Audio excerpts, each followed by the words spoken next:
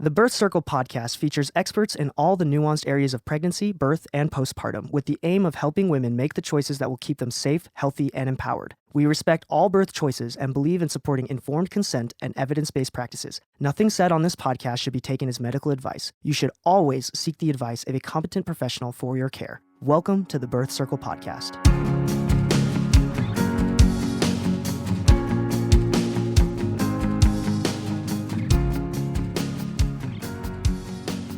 This is Sarah with Birth Circle, and today I have Laurel Wilson with me. And Laurel is a TEDx and international speaker, pregnancy and breastfeeding specialist, a consultant, educator, and author. She's also the co-author of two books, The Attachment Pregnancy and The Greatest Pregnancy Ever. Her passion is blending today's recent scientific findings with mind, body, and spirit wisdom to help professionals and families realize the magnitude and the importance of the perinatal period.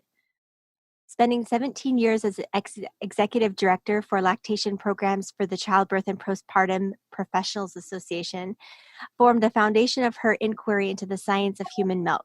She's acted as board director for the United States Breastfeeding Committee from 2016 to 2019 and currently serves as an advisor for Enjoy Health and Kindred Media. She has been joyfully married to her husband for nearly 3 decades and has 2 wonderful grown sons whose difficult births led her on a path towards helping emerging families create a positive experience. She believes that the joy into parenthood is a life-changing rite of passage and should be deeply honored and celebrated. Amen. That's amazing, Laurel. I love it. And don't we all kind of get our start in this birth world by seeing many people start by having their own difficult births, but if not seeing. Yeah, absolutely. I think, when I first got into this work, which is almost 3 decades ago, the majority of individuals who I was working with, we were all kind of processing our own birth experiences and parenting experiences. And our goal really was to, one, help families learn how to advocate for themselves and speak up for their needs and desires, and really to help see that there was kind of a rebirthing of the birth movement back in that time. And it's so exciting to see how things have shifted and changed over the past 30 years. We still have a lot of work to do, but I think that where we were seeing some areas of intense health discrepancy, at least lights have been brightly shown. Oh my gosh. Compare where we were 20 years ago to where we are now. We still have a long way to go for sure, especially in the disparity between races and socioeconomic statuses for sure. Yes, absolutely. Absolutely. So what is attachment pregnancy? Yeah, so attachment pregnancy is really an opportunity for the pregnant parent to really deeply connect and bond with their baby in utero. And I think there's so much focus on how bonding occurs from after the birth of the baby. But the reality is that bonding is happening really from the moment of conception, whether we are consciously aware of it or not. We are becoming bonded at an unconscious level, a conscious level, and a physical level. And the more that we recognize that that is happening, and the more that we kind of put mindful awareness to that, the better off the health of our relationship is with our children throughout the rest of our lives, but also we can start to see that it also has significant impact on long-term health of the baby as well. So attachment pregnancy is just an opportunity, examples, and ideas to help pregnant parents really bond and attach with their babies. So what happens if you are in a situation where you just don't want to bond, can't bond, or shouldn't bond with the baby? Surrogacy, adoption, traumatic pregnancy, somebody who just doesn't want to be pregnant. What happens to the bonding in that? Well, I guess each one of those situations is going to be very, very different. There is certainly, whether we consciously want it to happen or not, there is a type of bonding connection that is occurring through epigenetic action, because whatever is occurring in that pregnant individual's world is also being shared with the baby. So that is a bond that is unbreakable. It's a bond that we will always share. And even if the parent does not necessarily want to have sort of an emotional bond with the child, a relational bond with the child, there is that physical bond that is occurring. And, ideally, we still would want for this child to have an optimal growth experience, even if that child is going to then be adopted or shared with a family for surrogacy, or Mm-hmm. in any of those situations, we can still kind of reframe what attachment means at that time. Attachment can mean simply providing the optimal physical opportunity for that child to develop so that the next stage in their development can be as healthy as possible. I love that. So if you are pregnant as a surrogate or as a birth mother, you can be, yeah, connecting with your baby in like honoring that baby, like I'm providing this environment for you to grow and meet your parents, and I am honored to do that for you, type thing. Well, and I think there is actually some data that does show us that parents, even who have a plan to have the child adopted, they still have a better individual experience for themselves and for their baby if they do take time to have some connection with that baby, to share with that child what's going on in their lives and what they're struggling with every day. People talk to their babies. There's no reason why we can't on a daily basis share, I'm really struggling today. I hope you know that this is not about you. This is about my situation, or whatever it is, but I want you to know that I'm doing my best to care for you, and so that your family that you will be growing up with you know can benefit from that, from the health that you will experience from me. So I feel as though, and not only just feel, I know that the data supports that the more we do connect to those children, even knowing that they may be growing up with another family, the healthier the parent will be and the healthier the child will be. That makes a lot of sense. Just one more devil's advocate. Then if you're pregnant and planning to keep the baby, it's part of your family, but you're just not feeling this pregnancy. You feel disconnected. You just feel like there's this complete disconnect between this thing growing in you and where you are in your heart. What do you? Yeah, and actually, I think that happens quite often, particularly if it happens to be a surprise. Yeah, for sure. Yeah, or there may be financial issues, or just unplanned pregnancy. But I think, again, it's the same sort of thing. Communicate to that child, I'm struggling today. I still want you to have everything you need to optimize your growth and development, but you need to know that I'm struggling today, and I'm going to do the best that I can every day to be as healthy as I possibly can. And I'm working towards this, and I think that this sort of trust, and even if there's not an actual emotional connection that we feel, facilitating a trust with that child, even in the prenatal period, to let them know, hey, this is difficult. Life is difficult, but I am doing my best. That kind of honesty and trust is something that we do want to take into our parental relationship. So we don't expect that everyone's going to be joyful and feel this kind of flowers and roses experience, from the moment of we identify that we are pregnant. But we're always working on growing ourselves and our relationship with our children. And it's okay to be wherever you are. The key is to be honest with yourself and to be honest with the baby. Babies are conscious, and they have an ability to kind of, I believe, understand in a way that we really don't give them credit for. So I believe that. Yeah, I hands down. Man, there are so many quotable quotes in that little segment, but I love that, just being where you are. I wanted to get that kind of out of the way, because when I hear attachment pregnancy, attachment parenting, it kind of hurts a little bit, because I didn't feel with one of my pregnancies that I felt completely detached, and I really struggled to bond with the baby. And I always had, I don't anymore I figured it out, but I harbored some guilt and about the whole situation for many, many years, which I think affected my ability to bond with the child as a young child, as a toddler.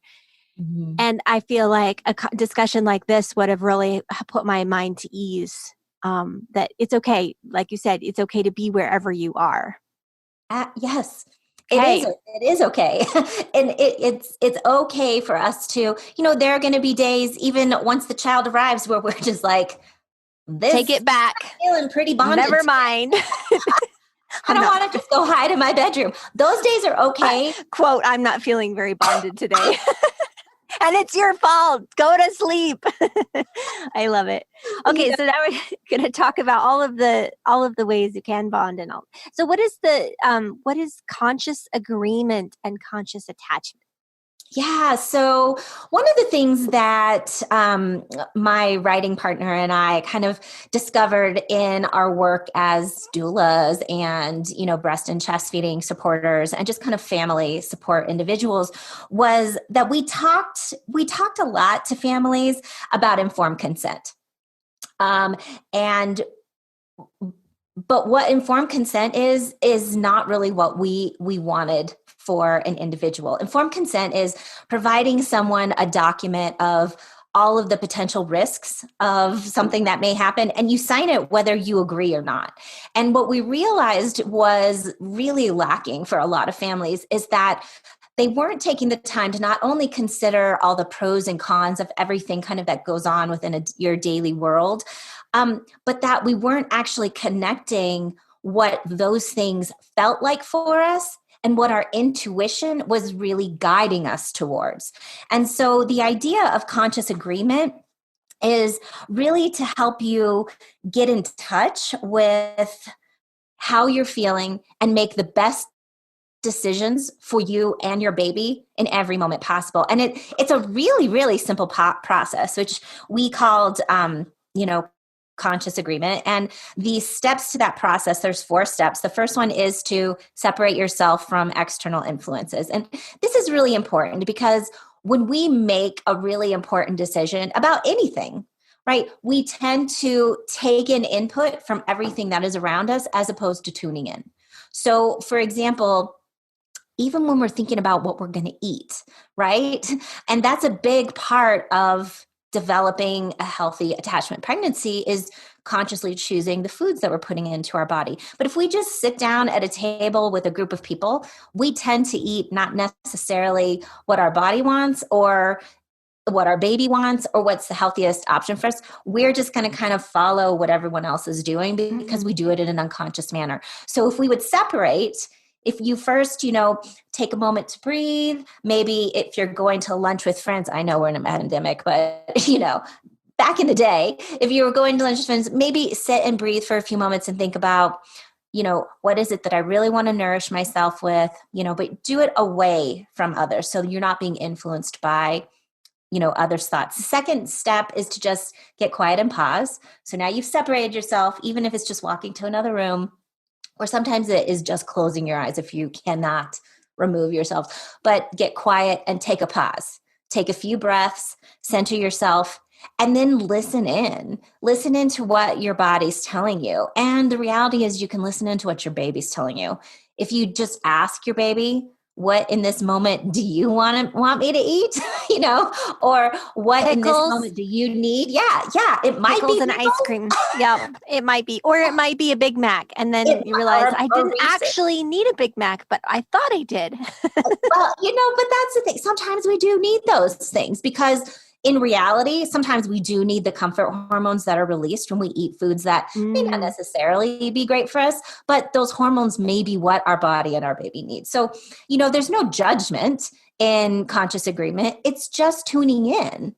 It's just becoming more aware. And the final step is to, once you've listened, in kind of intuitively, then you make a decision and you commit to that decision and you move into your next few moments or hour, whatever, with that knowledge that you've tapped in and moved forward. So you've made an agreement in consciousness. So it's a really simple process.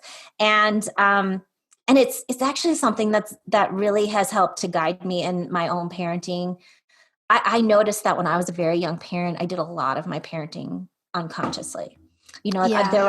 there were often times when I'd be at the playground with my kids, and instead of enjoying being present and focused on my children and enjoying those moments that you never get back, in my head, I was like, I've got laundry to do. How am I going to get dinner on the table? What do we even have in the refrigerator? Like there are all these things that being in my head and worried about that wasn't going to change, but I missed out a lot on a lot consciously with my kids early on in life before I learned about mindfulness and these kind of consciousness practices. We hear this joke that we turn into our mothers, and that's part of it is that we just are kind of unconsciously parenting. We're just basically in survival mode for how many years? Yes. Yeah.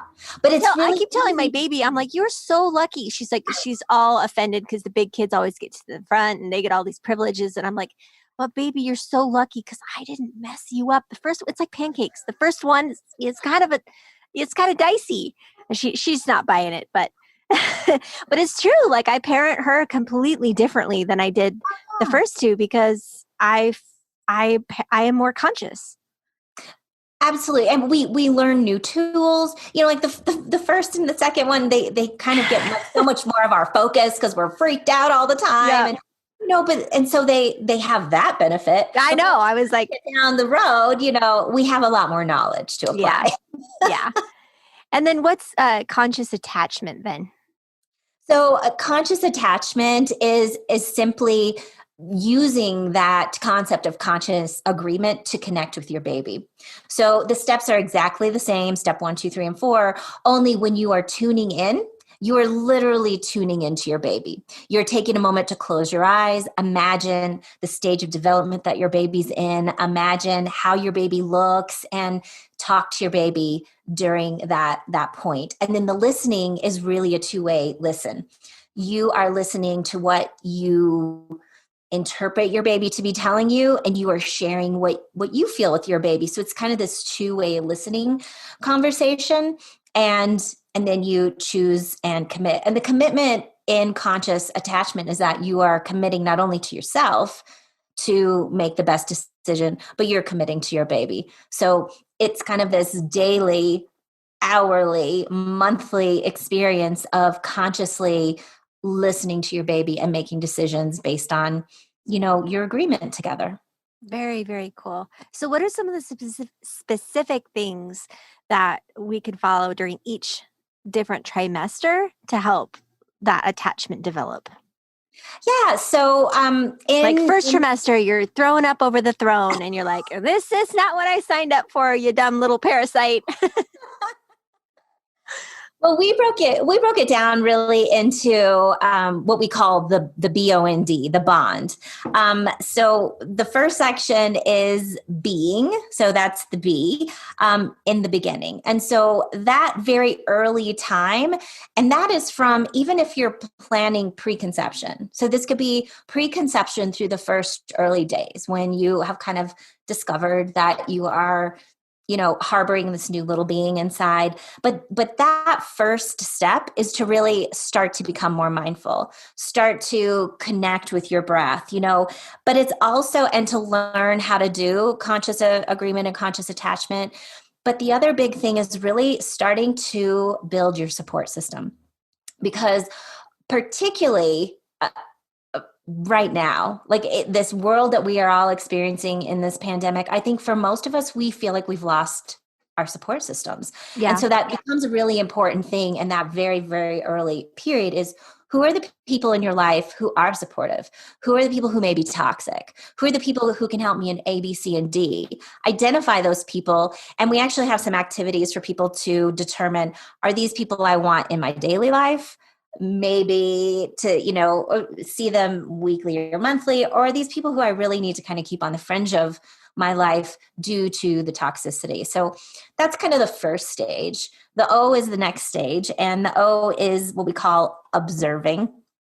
And that is identifying the things you really want to change in your life, right? How stressed are you? How do you manage stress? We can't change our stress. We can't eliminate it, but we can learn how to respond to it and how to change how we deal with stress. And also, observing, how we want to be with our baby. And also really connecting to kind of, again, a deeper observation of how we relate to our, very close partners. That might be our partner in parenting. Maybe it's our husband. Maybe we are co-parenting with another individual, but looking at that relationship and observing how it's functioning so that we can get better at that.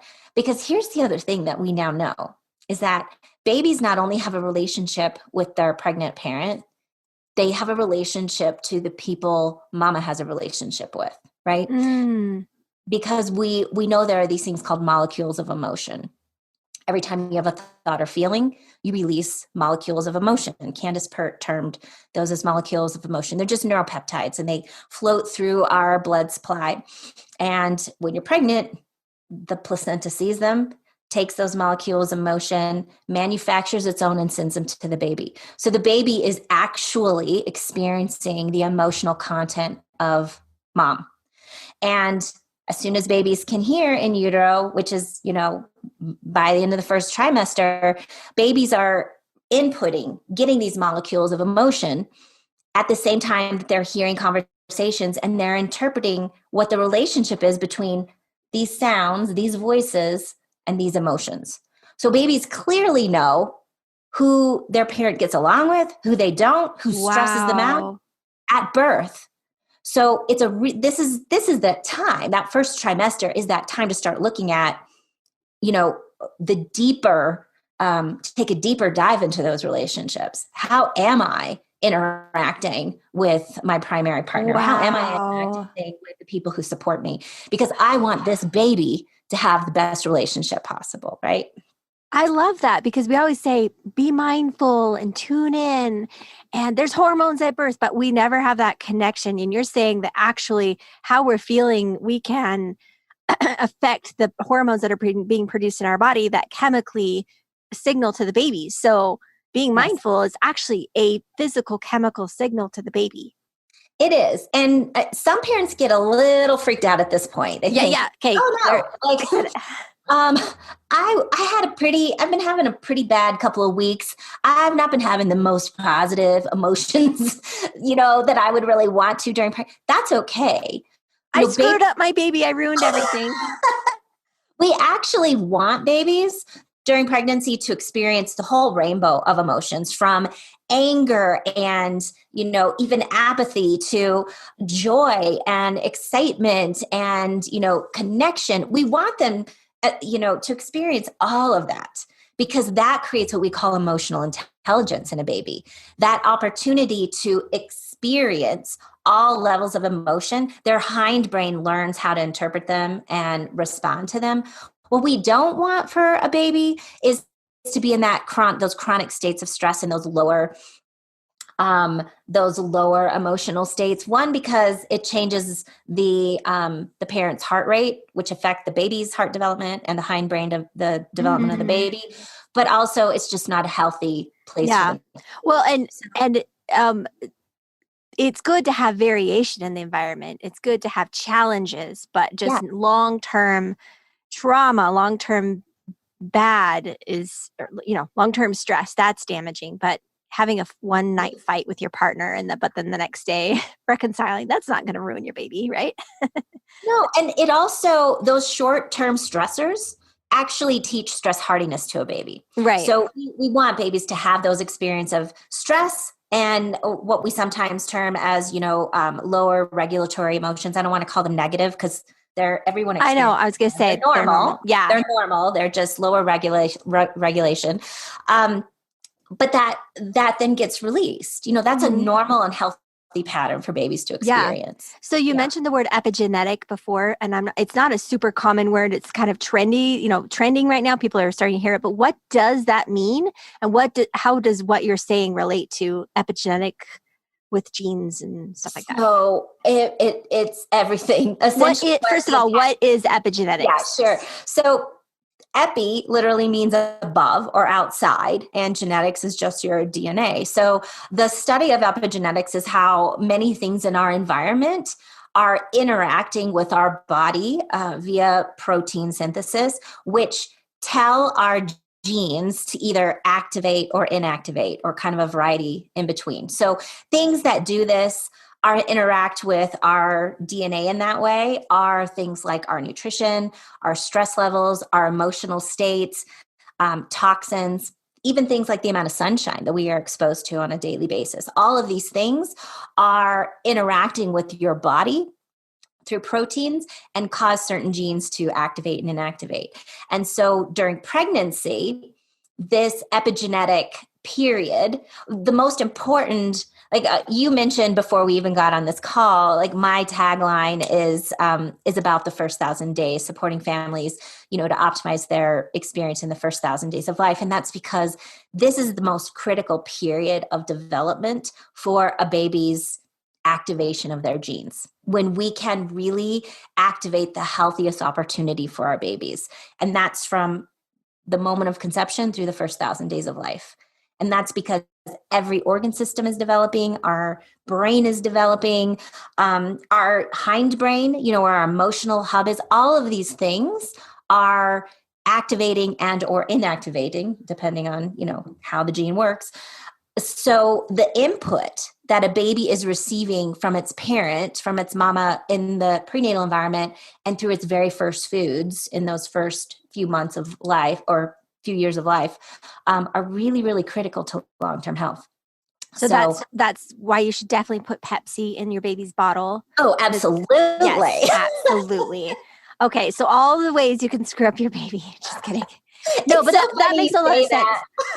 So funny you say that, because my dad actually used to feed me Coke in my bottle. Well, that explains. No, I'm just kidding. Yeah. I don't know what it explains. That's what happened to me. Well, I love the story. I don't love the story, but I find the story of the potato famine very interesting, about how babies born right after the famine were more insulin resistant, and it was because their body in utero was learning that they were coming into a starvation situation, and so they better be really, really careful with their food. So babies born after that had higher rates of obesity, even though they hadn't themselves suffered famine. Their mom's bodies, when they were pregnant, was letting the baby know, okay, turning on all the genes for insulin resistance. Let's make sure we have all of the storage capacity for any available food. Yeah. So that's a physical epigenetic, but what about like emotional and what we would say maybe spiritual epigenetics? Are there things passed on that like they say, oh, you're acting so much like your grandma who you've never met. Like, is that an epigenetic type of thing? Well, we don't 100% know. I mean, what we do know about kind of the emotional regulation based on epigenetics really has to do with the development of our limbic system. And so a lot of that has to do with really our heart regulation. Our hearts are in two states of development at all time, or not development, but two states of being at all time. They're either in coherence, and that's basically you have a slower heart pattern going on. And it kind of looks like gentle waves if you looked at it on an EKG. And when your heart is in that coherent state, it is communicating a state of calmness to the brain. And the brain is then going to hormonally release hormones that are supportive of emotional states of calm. So that's when you're more likely to experience compassion, love, joy, etc. And then the other state that your heart can be in is one of dissonance. Okay. And that is, on a EKG machine that looks like all over the place, these little dots up and down, up and down, and up and down. And when the heart is in that dissonant state, it is communicating to the brain, things are not okay right here in this world. Like we are stressed out. And so then the hormone release from the brain are states of anxiety, stress, anger, irritation, things like that. And so during pregnancy, dependent on the heart state of the parent, that heart state we know now that our hearts actually they have an influence of 8+ feet with other human beings. So our hearts are communicating with the hearts of people around us. And if you are in a strongly coherent state, you can influence people around you to move into a coherent state. Just as if you are coherent and you move into a room where a bunch of people are angry and irritated, very quickly you're going to move into that heart state of dissonance with them. because they're entraining you. And so in pregnancy, you've got, the parental heart that is only inches above the developing heart of the baby. And so the parent's heart, mama's heart, has a really strong influence on the development of the baby's heart state as a kind of a regulation. And that heart, the baby's heart, which is the first organ to develop in the baby, is in communication with the development of the limbic system and the baby's brain. So that kind of has to do with personality types. And a lot of people, after they learn this, they kind of look back at their pregnancy and they're like, yeah, this pregnancy was more higher stress. For example, my first child, he was a wonderful, but definitely a surprise child. We moved to Guam, thousands of miles away from any support system to us. We moved to Guam in the middle of a hurricane and had 5 hurricanes during his pregnancy that we experienced. And I wound up having to have a forced cesarean section with him. So his entire pregnancy was this high stress state. And this wonderful man, he's so creative and artistic and wonderful, but he is attracted to a high stress world. Not necessarily negative, but he likes to be in situations where it's chaotic. Chaos feels more normal to him. And so he can handle all that stimulation a lot better than some of us. He needs it. Uh-huh. So, yeah. Wow. But that's more of what we know, not necessarily that a specific personality type gets transferred, but it's more like the experience of the parent during pregnancy is the experience of the baby's brain and we joke around. You're like, well, that baby came when it wanted to, or that baby, I had a baby that was just intent on putting his toes between my ribs. I mean, that's all he wanted to do. And now even as a teenager, he still wants to like crawl back inside me. And like, he wants to be a lap child. You see those, just Google YouTube or go on YouTube and search baby elephants who think they're lap dogs, and you'll know what it's like to raise my teenager. And so you laugh about these things. You're like, oh, that makes sense now. But what you're saying is there's actually a connection, and it's not just okay. I'm just going to leave it at that because you said it so much more gracefully than I could ever say it. That's so cool. Just going back to the bond, I don't think we got to hear the N and the D. So what does the N stand for?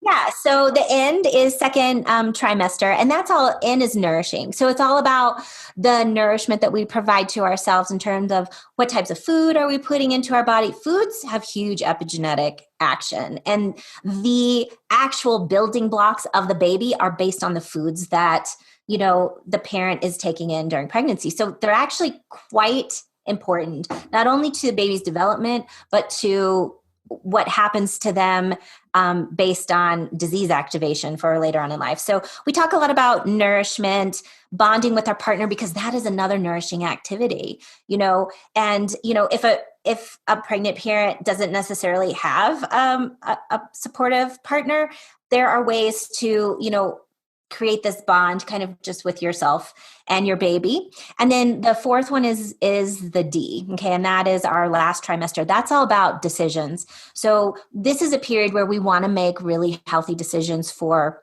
not just our pregnancy, but what do we want the birth to look like? What do we want? What are we thinking about in terms of how we want to raise this child? What is going to be right for our new family? So we focus then, that period is really about how do we make healthy decisions? How do we make decisions from a conscious place? And when we find out that maybe our partner's decisions are different than ours or their ideals, what do we do for negotiation strategies there? So again, it's just kind of this, how do we create the optimal experience for our baby coming into this new family, new world, whatever it looks like. Yeah. And I love that it is really decisions that the family makes about what is right for that child. And I'm a very gray person. I love the nuance in human existence. And I love that nature by default gives mothers and the families jurisdiction over the baby, like to raise the baby the way they feel is best. And that you don't know somebody else's epigenetic stuff. You don't know their family history. You don't know their body composition. You don't know what's in their heart or what's on their plate. And so to judge another family on their decisions to raise their child, like we see this all the time, the helicopter parenting, the memes, the don't vaccinate because you'll kill your baby. But if you don't vaccinate, you're going to kill your baby, and don't feed them solids because you'll this. But if you don't feed them solids, they'll this. And it's like, you can't win. And so I love that decisions are part of that bonding process because you get to consciously make those decisions for your family. That's what I hear you saying, that you Yes. get to determine. Yes. I love it. You Love get it. to determine that. And that whole, if you make those decisions from that place of conscious agreement, you know that you're also making those decisions based on what's going to be best for that baby. You may actually have different parenting styles and strategies and rules for each and every child in your family based on that little human. My first child is a black and white, all or nothing. And we wanted to raise him with a faith in a creator. And so I decided, like early on, this is just a side example, but that you parent depending on your children. But we decided not to tell them, our kids, that Santa was real, because I was like, if I'm going to tell them that God is real, and then I'm going to tell them that Santa's real, just kidding. When you're 8, you learn Santa's not real. Then what does that do? So we just for that child, black and white. And I've had so many people criticize this, and I was like, you have no idea the breaking of the head that would happen if my 8-year-old found out that I had been lying about Santa. We just weren't going to go along that road because we would like him to develop a faith in a creator, whatever that looks like to him. It doesn't matter. But we want him to know that no matter what, we always speak our truth. Yes. But then I have another child who's like, but Mom, what about this gray part of politics? Or what about this unknown of science? And I'm like, I don't know, ask Google. Like, I have no idea. But they're a very gray child. And so if that had been the first child, we would have parented, with nuance. Like, what does Santa mean? What is this symbolism of a Santa? Like, but that first child couldn't have handled it. So, I mean, I love it. Yeah, just I love it. My husband, when I grew up, there was this focus on equality, that whatever my brother got, I got, whatever I got, my brother got. And we didn't necessarily need that stuff or want it, but that was a period of equality. My parents were really big into equality. And I think we are now moving into the space of equity, that everyone should get what they need when they need it, not necessarily the same as everyone else. I love it. It's about what you need. And that is how we develop a healthy society. That's how hopefully we are going to address kind of these systems of injustice for health and health disparities in, around the world. It's not just in the United States, it's everywhere, is by addressing equity issues, not making everything the same for everybody. And that's exactly what you're talking about. You've got to look at the individual. I love what it. What does this little one need? And if you've practiced this conscious agreement, I love this. If you practice this conscious agreement during your pregnancy and the early years, then you're more prepared when that 8-year-old comes to you with a hard question or there's a hard parenting challenge. You're more able to tune into what you. So this is another. I mean, you haven't said the word intuition, but what you're saying is basically how to grow your intuition, right? How to nourish that intuition. It's how to facilitate the intuition, but it's also how to facilitate trust between you and that little person. I know that now, as my children now are adults, they'll often call me because they're having a challenge, and that's a new thing for me. Like, they never used to want my opinion or my information, but now they'll call and I'll say, okay, tell me the situation. Then I'll say, well, what do you need from me right now? Because sometimes they need really concrete things. Like if it's a financial thing, here's your resources, here's where you go. And sometimes it's just like, I'm just struggling. I just want you to listen to me. So we've developed that ability to have kind of a trust with them, and listening to them helps me develop my intuition about what it is they need in that moment. So, wow, love it. Yeah. Okay, so your TED Talk talks about that human milk is a lot more complex than people ever dream. So can you geek out with me on that a bit for a minute? Sure. Yeah. So, I breastfed both of my children, and I did it more out of a desire to kind of do what I felt was the healthiest choice for them. But I didn't know what that meant 30 years ago. I had no idea why that was. Because 30 years ago is the dark ages. Google didn't even Exactly. exist. You had a question. You just had to sit with it. You did. You had to order books from the library. How many times do you now just sit there? You have a question come to mind and you just ponder about it. And if you voice it, the younger generation's like, well, let's just Google that. And you're like, oh, I never thought to Google that. I was just ready to sit with that question for years. Right? Ponder it. Right. Yeah. So, but you felt like it was the right thing to do. I felt like it was the most important thing that I could be doing for them. And then as the years progressed and I actually, dove headfirst into kind of birth and perinatal work, I kind of found myself on this track for lactation support. And it wasn't because I was I was a huge breastfeeding advocate. I mean, I knew it was healthy and I supported every family to do it and I learned how to support them in it. But I wasn't this like, go, go, go.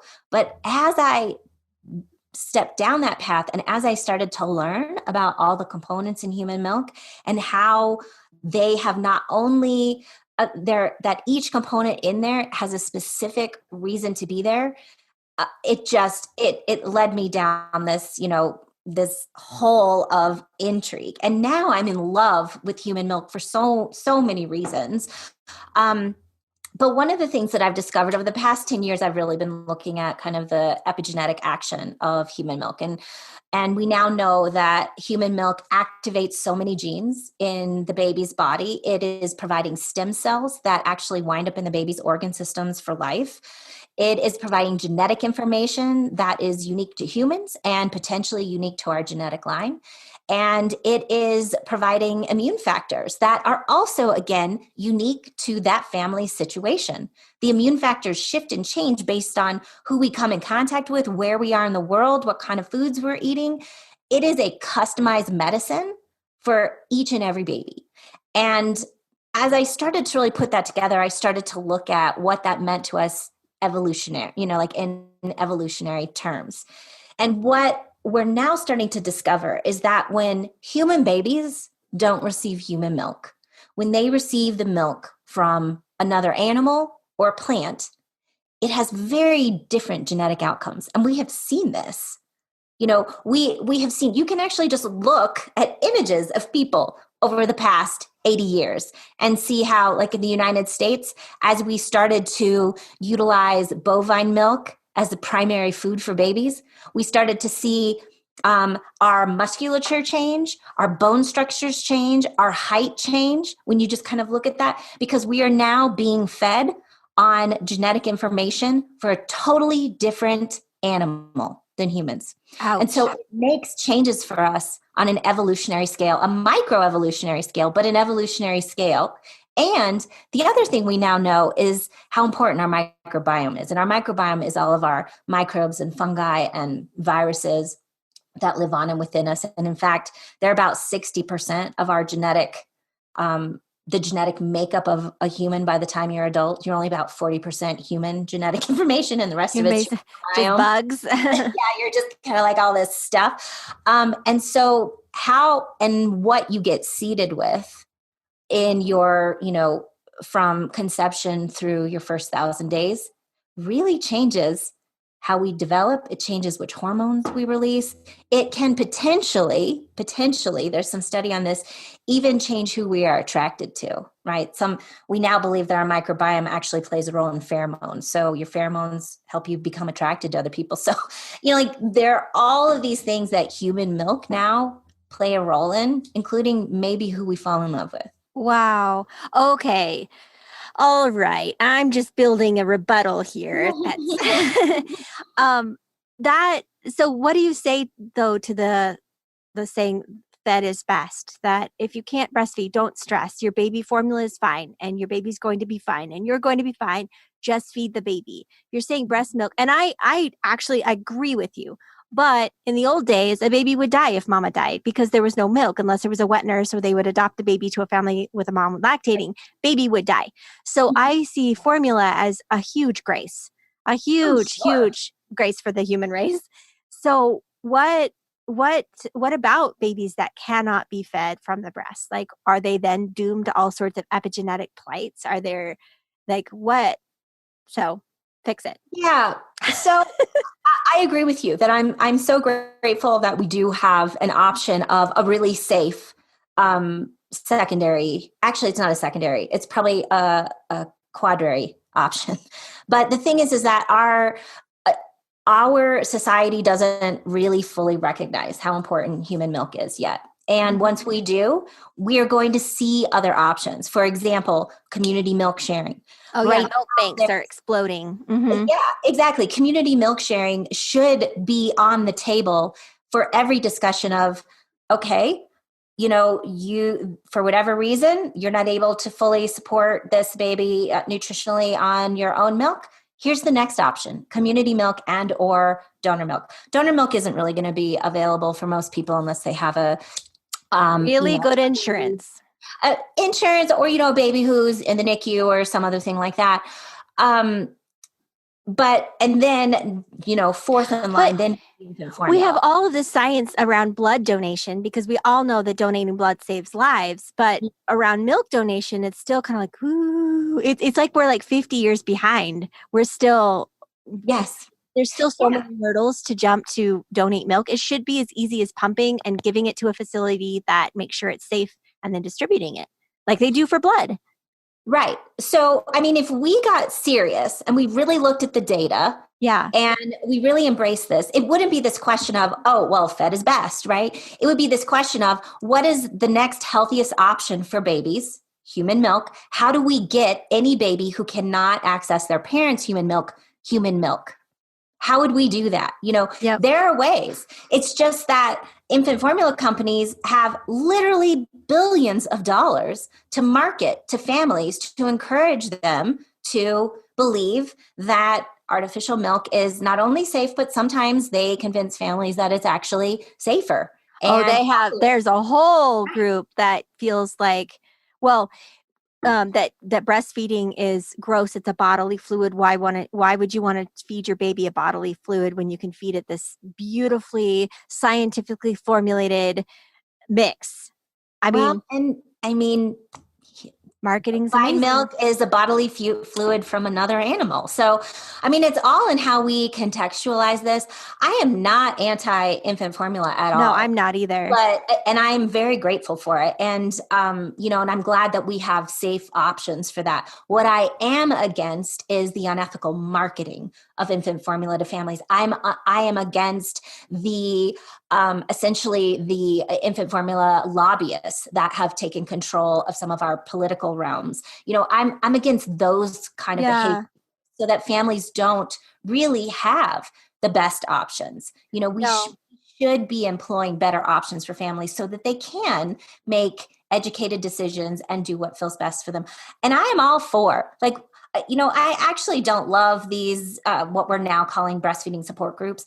I think we should just have family support groups that anyone, however they're feeding their baby, can come to and get support and information and be welcomed in. And that way everyone's learning from one another. You're getting good information. I don't like this kind of pitting breast or chest feeding parent against an infant formula. Yeah. And that, Not no. That, yeah. No, but I guess I see it like it's two ends of the spectrum, that if we can meet in the middle, you're saying that we should be enlightening ourselves to meet in the middle more, that understanding that breast milk, that human milk is number one. If you can't get human milk from parents, then where can we get it from? Donors, banks, whatever, family, community. I breastfed my nephews and nieces. That was a thing.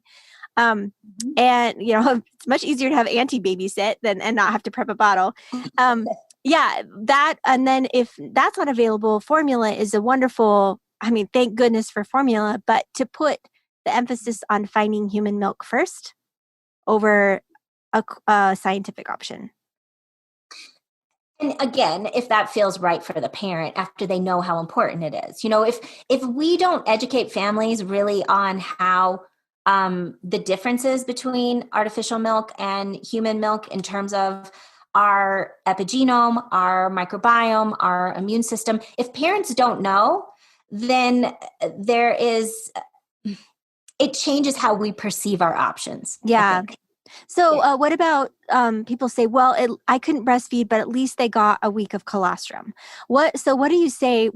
Where's the line between the most beneficial? I know the is it the World Health Organization recommends breastfeeding up to 2 years or to 2 years? Mm-hmm. And that's for many countries where malnourishment is a big issue. Is that really an issue for us? Can we, so talk to me about like the benefits of these different cutoff points and where, like, is there any solace in saying, well, at least my baby got colostrum, or at least my baby breastfed for 3 months. I wanted to go to 9, but they only did 3.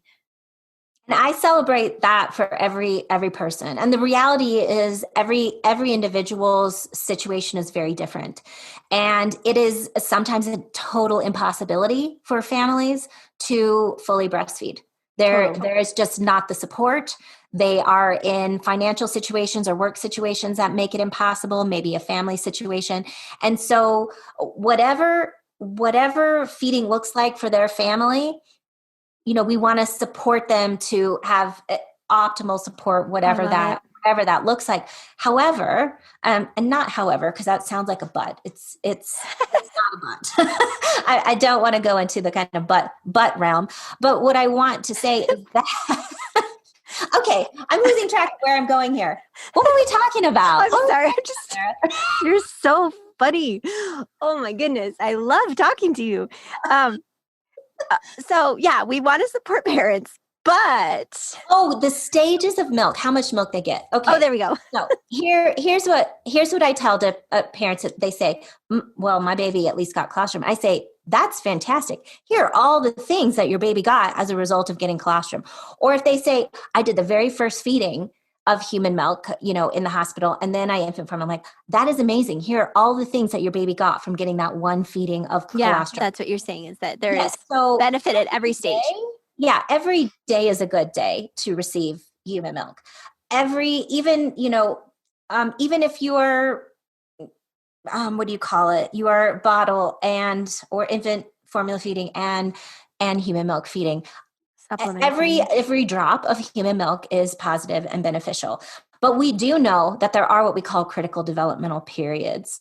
And there's a critical developmental period for colostrum. So there are a lot of things that if your baby does not experience colostrum in their human gut, it changes how the mucosal layer forms. It changes whether or not their epithelial cells shut. So it puts that child at risk for, certain pathogens and allergic reactions and atopy and stuff. And we also know the first 100 days of life are the critical period of development for allergies and atopic illness. And that has a lot to do with whether you get human milk or artificial milk. So there are these critical stages that, we would like to see accomplished in terms of optimal health for a baby, but every drop is a good drop. So I would never tell a parent, well, 3 months, you should have done 2 years. Would never say that to a parent. Never. And in the case where they can't get any, like in adoption or maybe the death of the mother, something where they cannot get any milk, there's still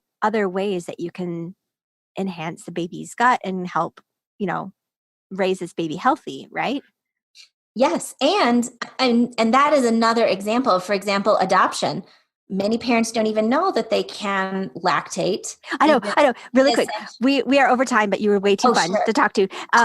Adoption. I had no idea you can actually induce lactation. So then would you, if you're doing that, would you get colostrum or would you go right to the milk? How does that work hormonally? So you would start it depends on how you're doing it. It really depends on how you're doing it. But generally you'll start with a colostral state and then eventually it'll move on. But that also has to do with whether or not you're using a hormonal supplementation. Like some people take progesterone and things like that, and then they abruptly stop. So it depends on how you are inducing the lactation. And this is totally digression, but I really want to go here just for a second, that dads can actually lactate. Yeah, absolutely. Any human has the potential because we all develop what we call a mammary line. And so we all have basically the fundamentals to make milk. It's just that hormonally, those who are XX have a physical change during puberty that enables them to make milk more easily. And then during pregnancy, the hormones support that even more. So for those who are XY individuals, they may have to go through a little bit of additional hormonal support, external hormonal support, but they absolutely can. They can. I just heard a story. One of my friends had a son whose mother of the baby left right after birth, just left and left the baby with the dad. And he goes up to her and he goes, "Oh, Mom, there's stuff coming out. Like, what is it?" But he was the sole carer of this newborn and he was young and he started lactating. And she's like, Love it. Awesome.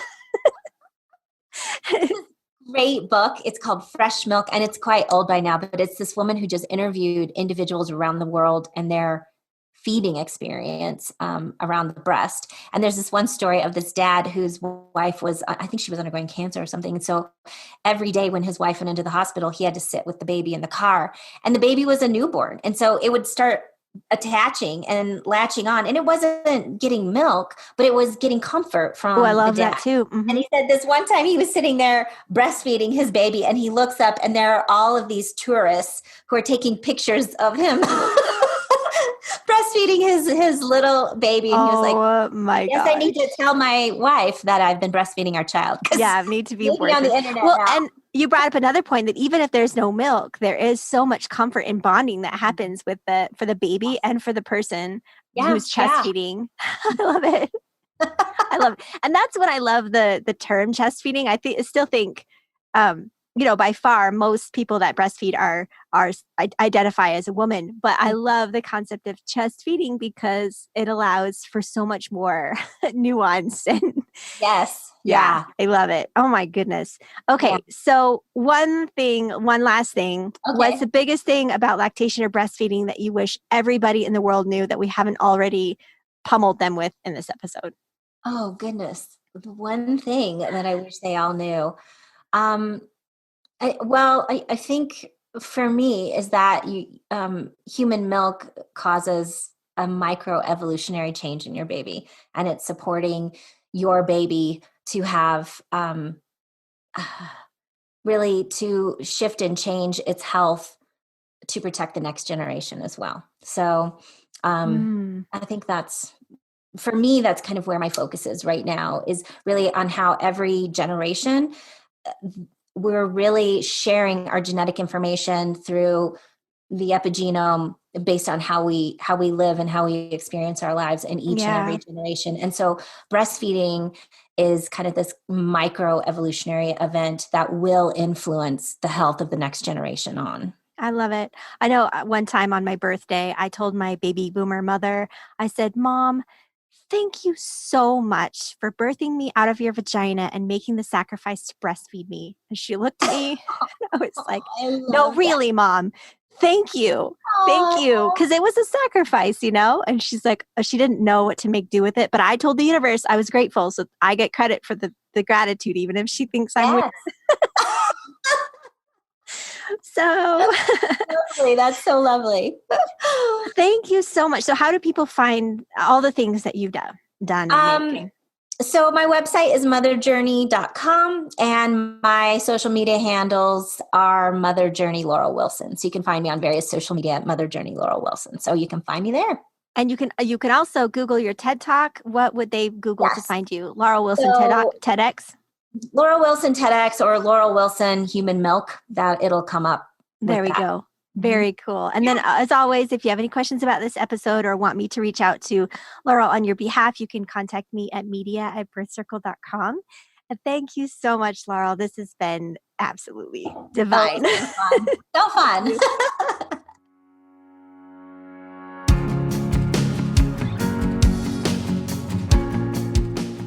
Please visit us at birthcircle.com, join our Facebook groups, or find us on Instagram and Pinterest.